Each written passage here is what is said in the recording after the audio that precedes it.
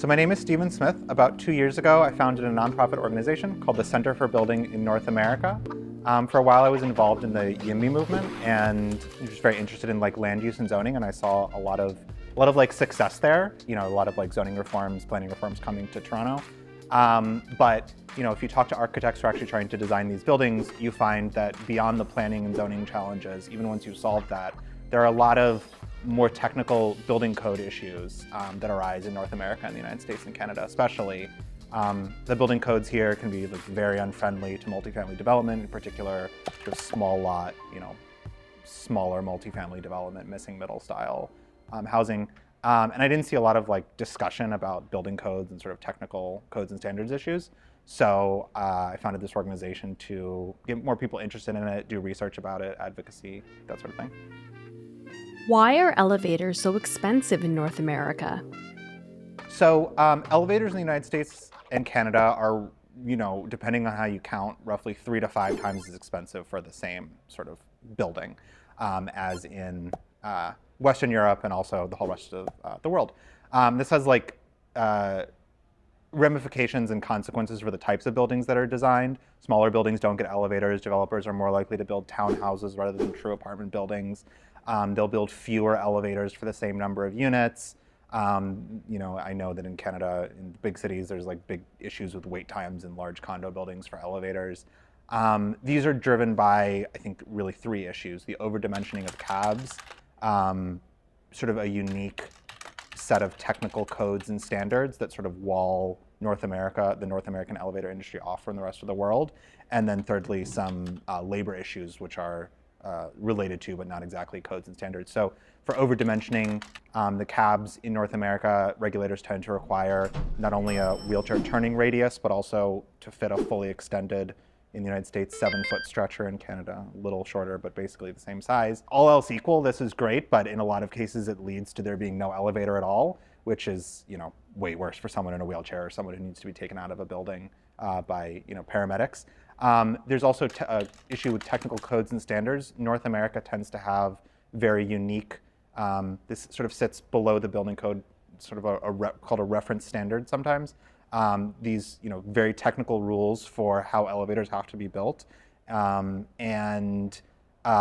What this leads to is there's 2 major markets for elevators in the world. There's US and Canada on the one hand, and then there's the whole rest of the world on the other hand. And given that there are, at least 10 times as many elevators in the rest of the world as there are in US and Canada, if you have to get your parts certified for, each market individually, a lot of manufacturers are just not going to enter the US and Canadian market. So there's less competition, fewer parts available, leads to driving up costs. And then the third issue is labor. If we look at Western Europe in particular, the European Union has allowed sort of the free movement of people between Eastern Europe and Western Europe. There's a lot of construction workers moving from east to west. There's sort of an abundance of labor, whereas in the United States and Canada, we have much more restrictive immigration systems in certain ways. We tend to allow immigrants in who are sort of very high skilled, and then in the United States, maybe a little less so in Canada, sort of irregular, undocumented immigration, people who can't really get licenses to work on things like elevators. At least in the United States, the main union, the International Union of Elevator Constructors, has very restrictive contract provisions that lead to a lot of inefficiencies in the process, driving up labor costs. So these are the 3 major issues driving up the cost of elevators, and the consequence is fewer elevators. How do these policies affect housing supply? So, regulators, people who write these codes, often assume that the building will be built regardless, and as long as we can convince, the developer lobby that they should accept this cost, they will accept this cost. In reality, this is not how it works. If you have, a lot where planning rules allow a 3-story building, the developer can choose between building townhouses, which never have elevators, or building an apartment building. In Europe, they'll often choose to build an apartment building, almost always with an elevator, at least in Western Europe.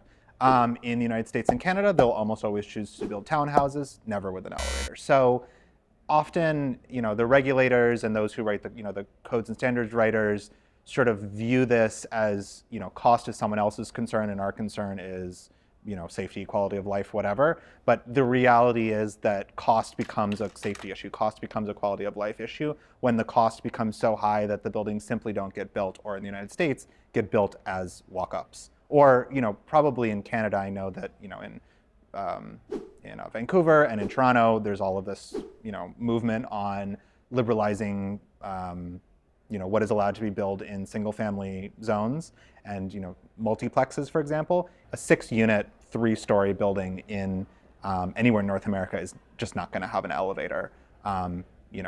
Even if the code says that when you have an elevator, it has to be this large, there just won't be an elevator at all. So it's, sort of irrelevant. If you could solve this with one policy change, what would it be?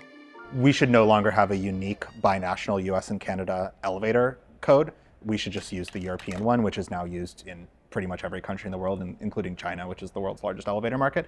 And then number 2, for a small multifamily building that's at risk of not having an elevator at all, which I would peg at about 24,000 square feet, maybe 2,400 square meters, what's called a Type 2 elevator in Europe, which will accommodate a wheelchair and then someone standing behind it, should be allowed. You should not require the wheelchair turning radius. You should not require the fully extended, nearly 7-foot stretcher, because that is going to risk you not having an elevator at all. Those are the 2 things I would change.